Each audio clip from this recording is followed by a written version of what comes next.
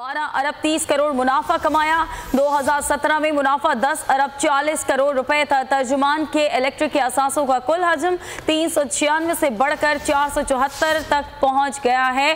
के इलेक्ट्रिक की पैदावारी सलाहियत में 1057 मेगावाट का इजाफा किया। CEO मोनस अलवी का ये मौक़िफ़ सामने आया है। इसी बारे में मजीद जानेंगे। बोल न्यूज़ के नुमाइंदे कफील अहमद हमारे साथ मौजूद हैं। कफील, बोल ये अहम हक़ाइक़ अपने नाज़रीन के लिए ले आया है, क्या तफसीलात हैं?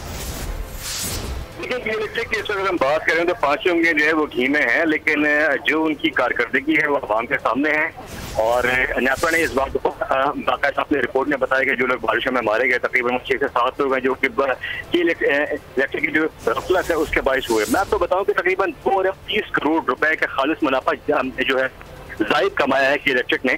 और जो माली साल 2018 है उसमें 12 अरब 30 करोड़ रुपए का जो है वो खालिस मुनाफा कमाया गया है। इसमें जो आज़ाद शुमार में बताया गया जो कि रिपोर्ट जमा कराई गई है बाकायदा स्टॉक मार्केट में, और ये जो 2017 10 अरब 40 करोड़ रुपए, इसमें तकरीबन जो है वो इस वक्त जो इलेक्ट्रिक जो क्लेम करती है 70% हिस्सा जो है वो लोड शेडिंग से सस्ता है शहर के अंदर, और जो ट्रांसमिशन लाइन और जो डिस्ट्रीब्यूशन के नुकसान हैं उसमें 21 जो है वो फीसद से कम होकर 20 जो है वो 4% हो गए। जबकि उनका ये भी कहना है कि जो उनके असास हैं कि इलेक्ट्रिक के, मैं आपको बताऊं कि उसमें 396 अरब से बढ़कर 474 अरब रुपए तक पहुंच गए हैं। जबकि अगर हम बात करें जो क्लेम कर रहे हैं कि सरमायाकारी की गई है, वो क्लेम करते हैं कि 2009 से 2018 तब तक 2.1 अरब डॉलर की सरमायाकारी की जो है वो की गई है। जबकि 1057 मेगावाट जो है वो।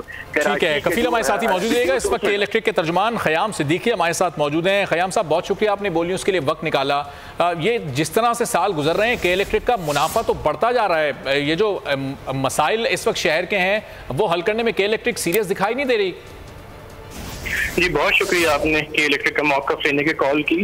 जैसे कि आप बता रहे हैं कि 12.3 बिलियन के इलेक्ट्रिक ने जो है वो प्रॉफिट्स अपने पोस्ट किए हैं, और जो हमारा प्रॉफिटेबिलिटी जो इंक्रीज हुआ है उसकी मेन वजह जो सेंट आउट यूनिट्स हैं। जैसे कराची में पहले 63% एरिया जो था वो लोड शेड फ्री था, अब जो है तकरीबन ये 70% जो हिस्सा है कि कराची का वो लोड शेड फ्री हो गया है, जिसके बाइस हमारे सेंट आउट यूनिट बढ़ गए। दूसरी जानिब जो हमारी टेक्निकल एस्पेक्ट है जिसमें हमारे ट्रांसमिशन और डिस्ट्रीब्यूशन लॉसेस थे जो 21.7% है वो तकरीबन 20.4% पे आ गए।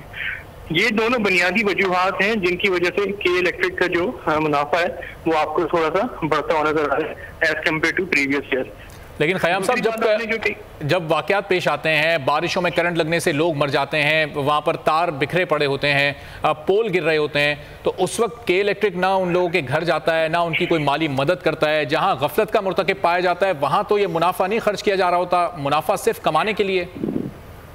देखिए जी, के इलेक्ट्रिक के ऊपर तो इंक्वायरीज भी चल रही हैं, इन्वेस्टिगेशन भी हो रही हैं, और के इलेक्ट्रिक तमाम चीज़ों में ताउन भी कर रहा है। जो आप बात कर रहे हैं इलेक्ट्रिक्यूशंस की, वो आपको मालूम होगा कि ज़्यादातर जो अमवात थी वो अनफॉर्चुनेटली घरों के अंदर, और जो नॉन के इलेक्ट्रिक इंफ्रास्ट्रक्चर है, कुंडे की वायर हैं, टेलीफोन या इंटरनेट केबल्स की जो तारें हैं केबल टीवी की, उनके बाइस हुई हैं।